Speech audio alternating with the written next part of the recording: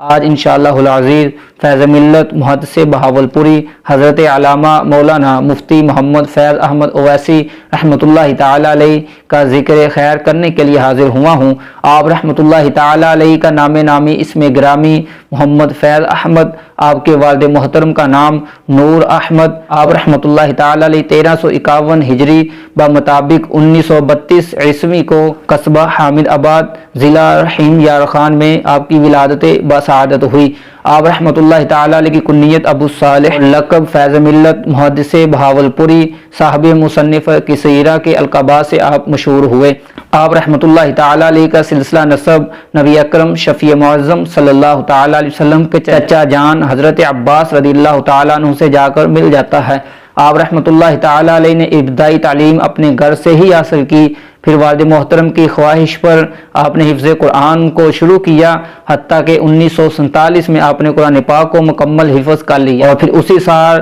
رمضان مبارک میں تراویحوں میں آپ نے سنایا۔ 27ویں رمضان کی رات آپ کی ختم قرآن کی تقریب کو سجایا گیا، اور یہ عظیم تقریب وہ تھی کہ ایک طرف حضور فیض ملت رحمۃ اللہ تعالی علیہ کی تکمیل قرآن کی تقریب تھی، اور دوسری طرف قیام پاکستان کی خوشی بھی تھی۔ اس کے بعد آپ نے درس ذامی کا آغاز کیا، حتیٰ کہ 52 عیسوی کو جامعہ رضویہ فیصل آباد میں حضور محدث اعظم پاکستان رحمۃ اللہ تعالی علیہ سے دورہ حدیث کو مکمل کیا، اور آپ کے ہی مبارک ہاتھوں سے دستار بندی کروائی۔ اس کے بعد آپ رحمۃ اللہ تعالی علیہ بہاولپور تشریف لائے۔ جامعہ رضویہ اویسیہ میں آپ نے تدریس کا آغاز کیا، اور آخری دم تک اسی جامعہ میں تدریس کرتے رہے۔ بڑا آپ کی تدریس کا انداز بڑا ہی دل نشین، سادہ، عام فہم اور علمی تھا۔ آپ رحمۃ اللہ تعالی علیہ کی یہ خاصیت ہے کہ آپ نے کئی سال تک دورہ حدیث میں اکیلے سیاستہ پڑھاتے رہے۔ آپ رحمۃ اللہ تعالی علیہ کو دیگر علوم کے ساتھ ساتھ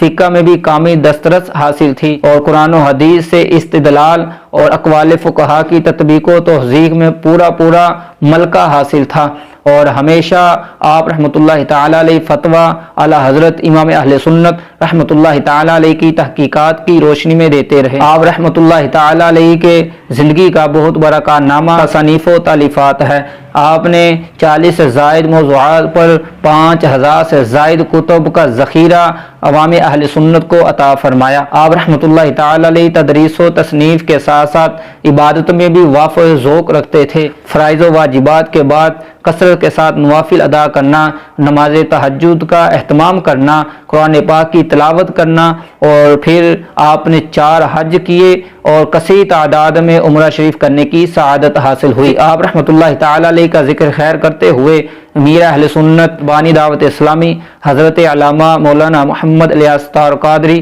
دامت برکاتہ عالیہ آپ فرماتے ہیں، دعوت اسلامی کے حوالے سے آپ بہت زیادہ اچھے انداز سے ذکر کیا کرتے تھے، اور پھر آپ کے حوالے سے ملتا ہے کہ فیض ملت رحمۃ اللہ تعالی علیہ کی طرف سے امیر اہل سنت دامت برکاتہ عالیہ کو خلافت بھی حاصل تھی۔ اور پھر آپ رحمۃ اللہ تعالی علیہ کا ذکر خیر کو بیان کرتے ہوئے حضور کنز العلماء مفکر اسلام حضرت علامہ مولانا مفتی ڈاکٹر محمد اشرف آصف جلالی دامت برکاتہ عالیہ آپ فرماتے ہیں کہ حضور فیض ملت رحمۃ اللہ تعالی علیہ وہ عظیم ہستی ہے کہ آپ کا قلم بھی فیض بانٹتا تھا، اور آپ کی زبان بھی فیض بانٹتی تھی، اور جب آپ خاموش ہوتے، خاموش بیٹھتے، تو پھر آپ کا کردار بولتا تھا۔ تو اس انداز سے حضور کنز العلماء دامت برکاتہ عالیہ نے حضور فیض ملت رحمۃ اللہ تعالی علیہ کی عظمتوں کو بیان فرمایا۔ حضور فیض ملت رحمت اللہ تعالی علیہ عظیم ذات ہے کہ جس نے ساری زندگی اسلام کی خدمت میں گزار دی،